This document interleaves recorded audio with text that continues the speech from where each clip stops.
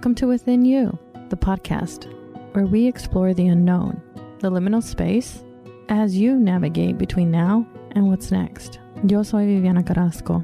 I'm a wisdom teacher, a mindset mentor, and your transformational guide. I'm based right here in Punky Town, which is also known as Fort Worth, Texas. I want to thank you for joining me in this next episode on the journey of discovery to love being human, where I'm using the seasons as a framework to guide us, to teach us how to navigate our own transitions. This is the second episode of January, and for the next 4 months, January, February, March, and April, the second episode will be dedicated to practices. You can call them a personal practice, or you can call them a spiritual practice, but there is no full life. There's no sustained joy or meaning without a direct connection to spirit, source, divine, to God. And the way we get there is through a personal practice or a spiritual practice. The 4 practices I'm going to highlight for you are breath, prayer, compassion, and then finally, self-expression or creativity. These are the ways that I guide, that I recommend, that I invite, that I suggest that you use to become more of who you are. Practices, so we're going to spend a little bit of time talking about practices before I get into the breath. Practices allow your heart and your mind to be changed. One of my favorite words is metanoia, and it is the transformation of a way of life, the change of heart or changing your mind. And the practice of reinvention really is a meta skill for the 21st century and beyond, because the only thing that's constant for us is change. So for me, a practice is anything that you do habitually, something that you enter into with your whole heart. And it's a thread to take you to a deeper place. For you, it may be gardening. It could be walking, exercising, singing, dancing. It can be anything. And that's the thing. 1, it can be anything. And 2, it has to be specific to you. It has to be right for the season that you're in. When you have found your practice, it is something that you'll deeply, deeply know. Practices can't be done without intention because they're here to cultivate our awareness and to help us to develop a stronger connection with our inner wisdom. They are both a part of your daily life, and they could be a time that you set aside that's special, in a place that you set aside as special. The main thing about the practices, and I'll try to intro this in every single practice, is that I want to invite you to recognize them as more of a game or a science experiment. I really, really am encouraging you to break whatever rules you've been taught, whether it's a rule of timing, you have to sit for 10 minutes, 15 minutes, 20 minutes, an hour, or just the fact that you have to sit. I want to invite you to let go of the shame that may come from not having your practice daily, from breaking it, from thinking you're doing it wrong. There's so many things that come between you and your practice. The main thing is that it has to feel like a good fit for you. I think looking forward 20 years from now, if there's one point that I'd like my teachings to really hone in on, is the fact that there is a practice for you and that you can make it your own.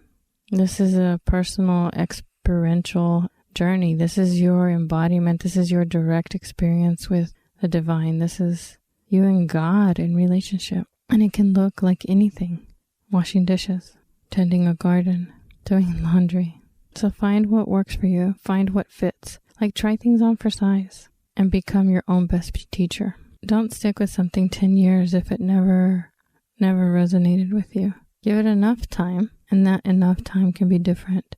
It can range from weeks to months to maybe even years. But deep down inside, you'll know whether you've found your practice. And once you've found your practice, then you just have to practice it. So this second month is January. The second episode is breath. And this is interesting because I want to tell you a story from way back in 2013, 2014. I was sitting in my dad's living room of his house that he had just bought. It had been a really beautiful day, and so we were just sitting and talking, and usually when my dad and I have conversations, we get into some really deep and meaningful stuff. And we got to the point where we wrapped around to This idea that we both ask ourselves, how can we do better? How can we do more of what we want? What is it that's holding us back? And he actually quoted me a scripture. He said, it's from Romans. What I do not understand, for I do not do what I want, but I do what I hate. For I do not do the good I want, but I do the evil I do not want. And that's a verse where Paul shines a light on the reality of life as a human. And Paul is one of the most important influences on the church. And I think he brought up that verse from the Bible because it reminded of our conversation. But for me, it really reminded me that we all have the best of intentions and we can all fall short because we're all human. And because we're human, that means that we're not perfect. So we continued to have a conversation. We said, well, so how do we begin? What can we do? Because what can we do that would keep us from any excuses that we might have?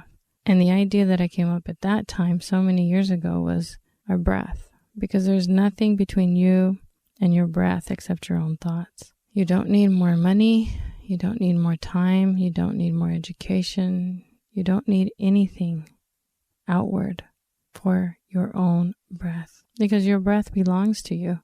And we can use it to heal ourselves. So in this practice, this is where we focus on our breath. It is as close as our next inhalation. And it might seem simple, but I don't want you to be fooled by that because this is what's the word?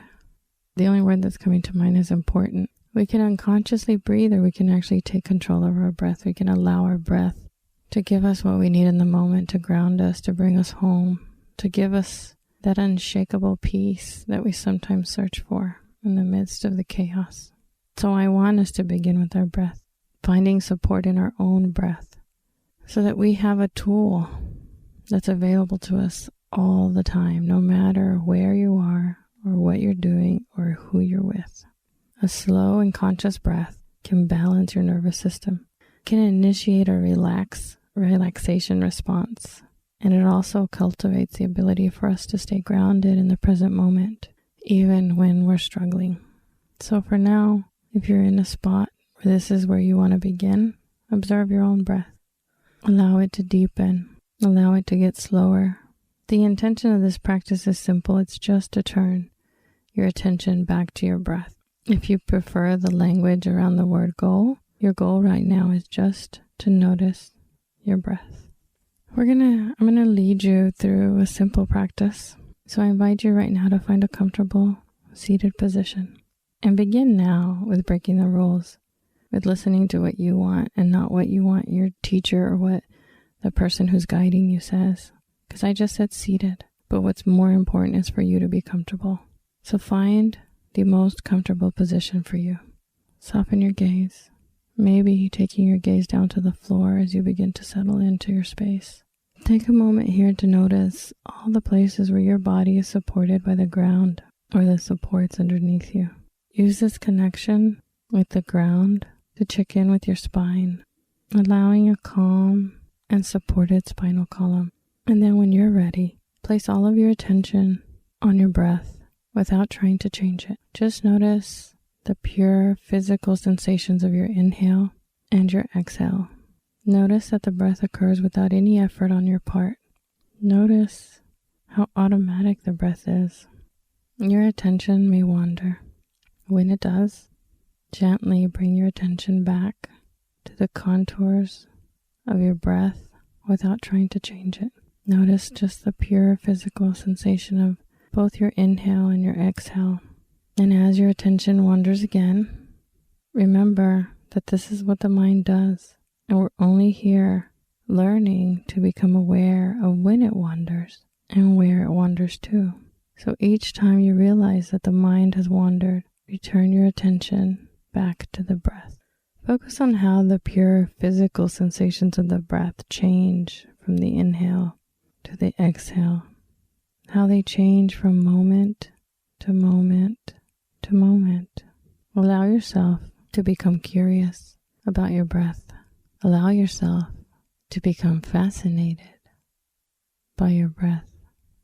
Noticing the pure physical sensations of the inhale and the exhale.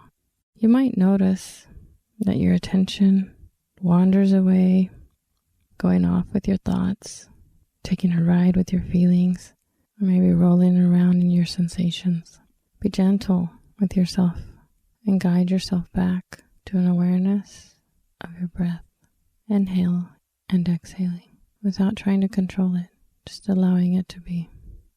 And notice as your mind wanders over and over again, you can notice it without judgment. You can return your attention to the sensations of each inhale and exhale over and over again, noticing that the breathing happens without any effort on your part. This is a sample practice that you can use to cultivate the awareness of your breath. Becoming aware of your breath is an important first step. Just becoming aware, recognizing it, repeatedly returning your attention to your breath helps you learn how to stay fully present in whatever moment you happen to be in. Helps you learn to observe a thought or a feeling or maybe a sensation without judgment. You can do this practice for just as long as I guided you through it, and over time you can lengthen it. I encourage you to return to this practice, to the practice of breath awareness, over and over and over again, just observing the flow of your breathing, bringing your breath into your awareness and following it like you would maybe a pendulum. As the breath flows out and in, sensing your personal experience of your breath. What is it like to sense you breathing?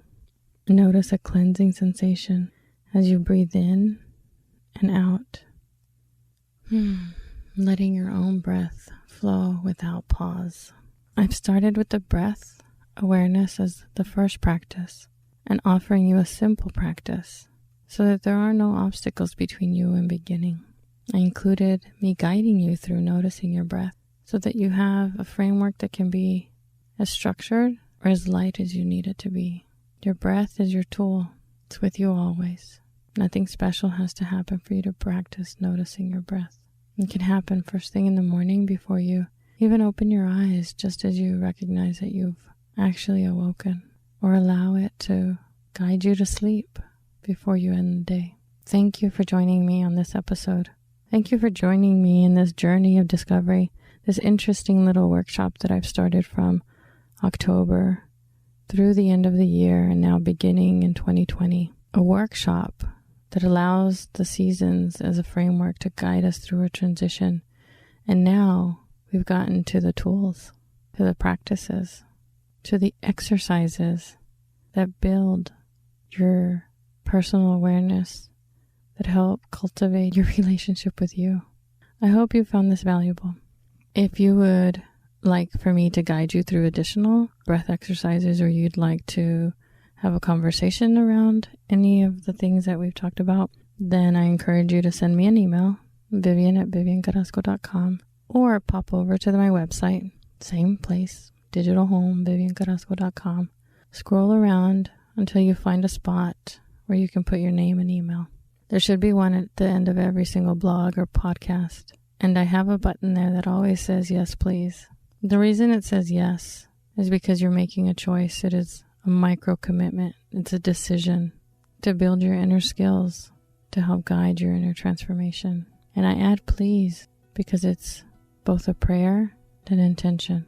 Thank you for being here. Thank you for listening. And I'm excited to share the following episodes and the additional practices for our journey to discovery, our journey of discovering whatever it is. It's a journey, it's discovery, and we're learning to love being human because we weren't meant to be perfect. I'll see you back for the next episode, hopefully. Thank you so much for joining me today.